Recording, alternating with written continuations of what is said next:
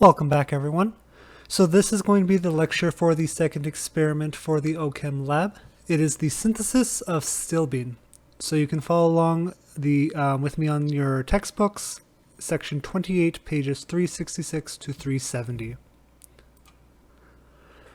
So what is Stilbene? There's actually two conformations. We have the E Stilbene, or the trans Stilbene, as well as the Z, or the cis Stilbene. So both of these are stereoisomers of each other. And so because of that, we can see that they actually have the exact same molecular formula, C14H12, C14H12, as well as the same molecular weight. However, like many stereoisomers, their appearance and properties can actually differ. So we can see that our trans Stilbene is actually a solid at 23 degrees Celsius, while our cis Stilbene is a liquid.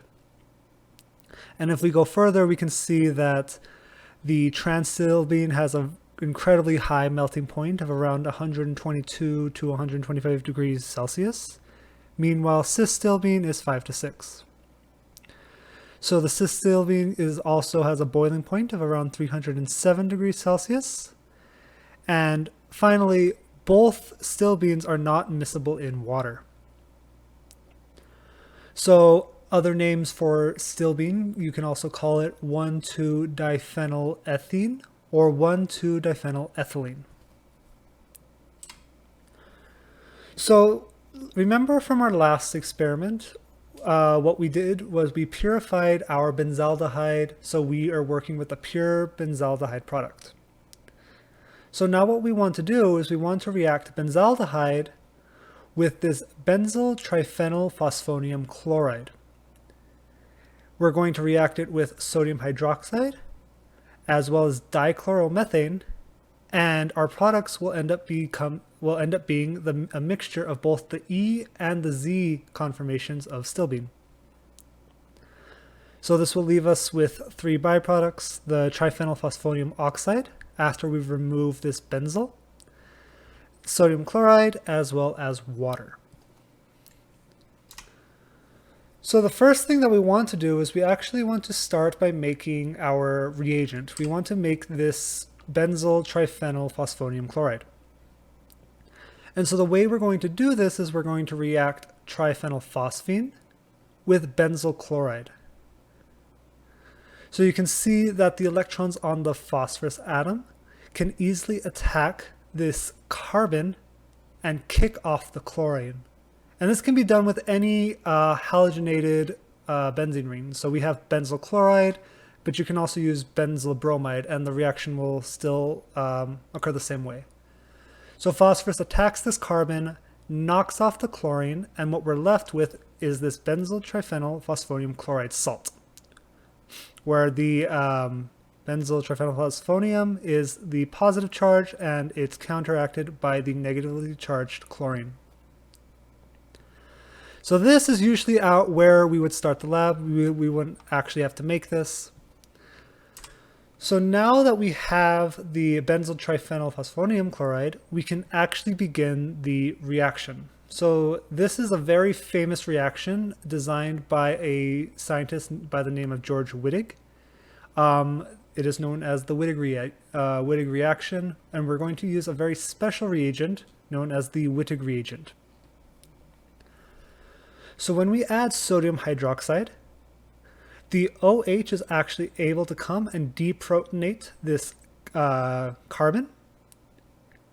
By deprotonating the carbon, we can have a double bond form right here by the phosphorus to form this product, which is our Wittig reagent. What's very good about this Wittig reagent, because we can kind of write it in these two resonance forms. So we have our double bond phosphorus here, and another way we can kind of split the atoms or the charges is to have a positively charged phosphorus and a negatively charged carbon.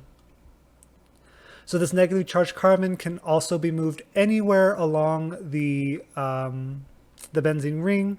So just make sure that you follow the resonance forms. So like this negative charged, it can be moved here, and then the double bond can be moved back. And you can keep moving this negatively charged anywhere around the benzene ring, and same thing goes for this positively charged to any of the other benzene rings. But what's important is that now that this carbon has this negative charge, it can actually attack this carbon, the carbonyl carbon, and bond right here. So what we're left with is we have the carbon attack our benzaldehyde. So our benzaldehyde is attached, and this is not very stable. So the negatively charged oxygen will now attack the positively charged phosphorus to form this oxaphosphatane. So this is the second step of the synthesis of stilbene. So once we have oxaphosphatane, it's going to undergo a rearrangement because remember, four-membered rings are very unstable. So it's going to just break apart where the phosphorus will take the oxygen, and we will get a double bond formation in between the two benzene rings. And so because this step is going to be kind of random, we'll end up having a mixture of the E and the Z stilbene. And so this is the final step of the stilbene synthesis. What's very good about this synthesis is that it's a one-pot synthesis. So if I go back up, all we really do is we're going to be adding benzaldehyde, our Wittig reagent, sodium hydroxide, and dichloromethane into one separatory funnel, and the entire reaction should go through in this funnel. So this is the actual procedure of the synthesis of stilbene. So we would begin with a 125 ml separatory funnel, and we would first add 3.9 grams of the benzyl triphenyl phosphonium chloride. Once we add a chemical, the next thing we want to do is wash any of the remaining powder with our solvent, that 15 mLs of dichloromethane. So now we've added our benzyl triphenyl phosphonium chloride. The next thing we would want to do is add our actual benzaldehyde. So this is what we're going to react with the triphenylphosphonium so that we can form stilbene. So finally, we add the sodium hydroxide, because remember, this is the mechanism that starts the conversion of the benzyl triphenylphosphonium chloride to our Wittig reagent. So without the sodium hydroxide, the reaction won't occur. So once we add it, we kind of shake the separatory funnel to allow for the chemicals to mix, occasionally releasing pressure either by taking off the cap or opening up the hole just to let out any excess air, any excess pressure. Once we vent it a little bit, we'll add an extra 20 mLs of dichloromethane and just continue shaking. And then finally, we just let the separatory funnel sit so that the layers can separate. So what we should expect is two distinct layers. The top should be our organic layer that contains our stilbene, and the bottom should just be the aqueous waste. So what we'll do is we'll drain the aqueous waste first, add a bit of tap water to the separatory funnel just to kind of clean it out, and then we'd collect the lower DCM layer into an Erlenmeyer flask. So remember that the dichloromethane layer is what's going to contain our stilbene. To make sure that we remove any water that might be in our product, we just dry our product using that magnesium sulfate. So we just mix it together, and then using gravity filtration, we remove the magnesium sulfate and just collect a pure stilbene product. So with that would be the entire procedure to synthesize stilbene.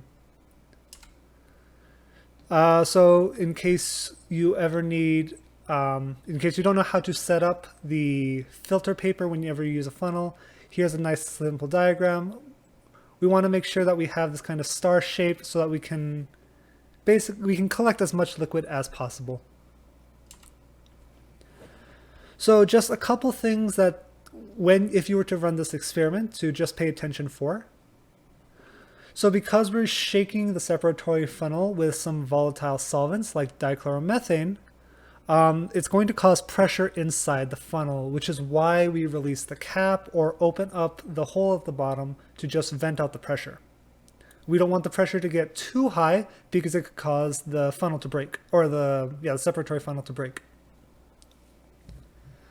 Another thing is we're using a very high percentage of sodium hydroxide, which is extremely corrosive. So always follow proper lab safety and wear your safety goggles and gloves while working in the lab.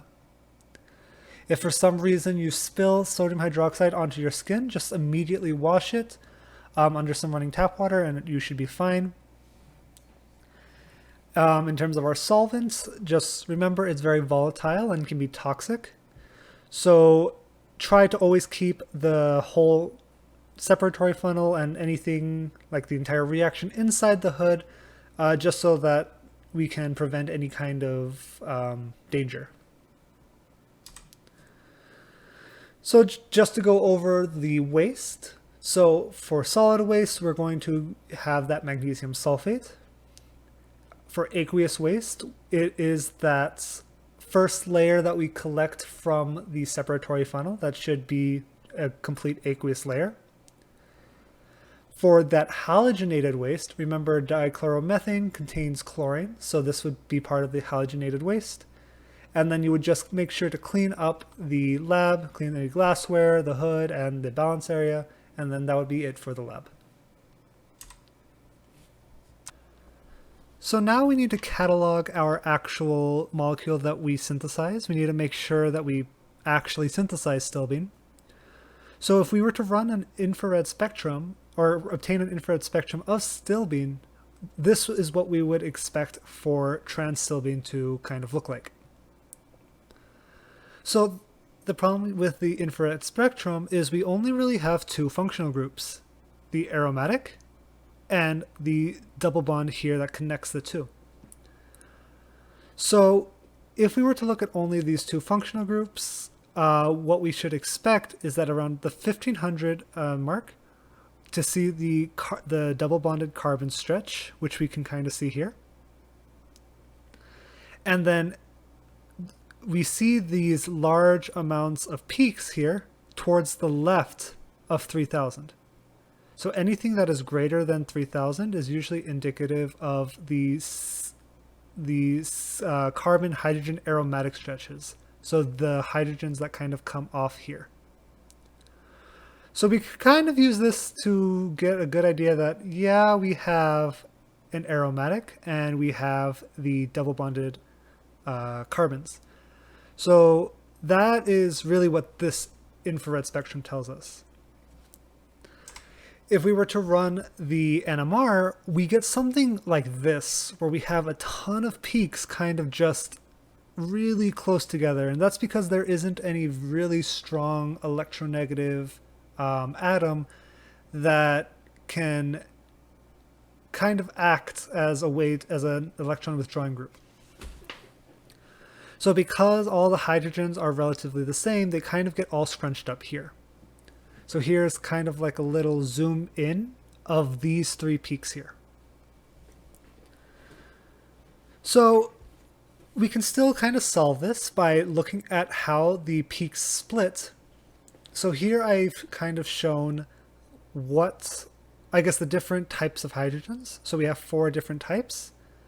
We have the hydrogens bound to our double bonded carbons, and then these 4 here that are next to them, and then the next 4, and then the last 2 at the farthest edges. So by checking the amount of splitting or the neighboring hydrogens to the one that we're looking at, we can kind of figure out which of these peaks belong to which one. So the easiest one to start off with is actually this blue one here. So for this blue, it has one neighboring hydrogen in the green, but no neighboring hydrogen here. So we should see a doublet, which is this one here. Moving further away from the center of the molecule, we get to the green ones, which should have a hydrogen over here and a hydrogen over here, which should give us a triplet. And then moving even further away, we should expect that the yellow should be our final peak. So it should have a hydrogen here, and it should also be a triplet. And I believe this is a triplet. This is just like a very small signal that shouldn't really mean anything. So this should be a triplet. And so this leaves that this large major peak should be our red group, which is in the dead center of the molecule and has only one neighboring hydrogen. So I think you can kind of tell, but this is actually a doublet. So here's a thin line, and then it gets slightly thicker. So this would have been 2 peaks. So we can use the NMR to really figure out what, or kind of build our molecule from the peaks that we see.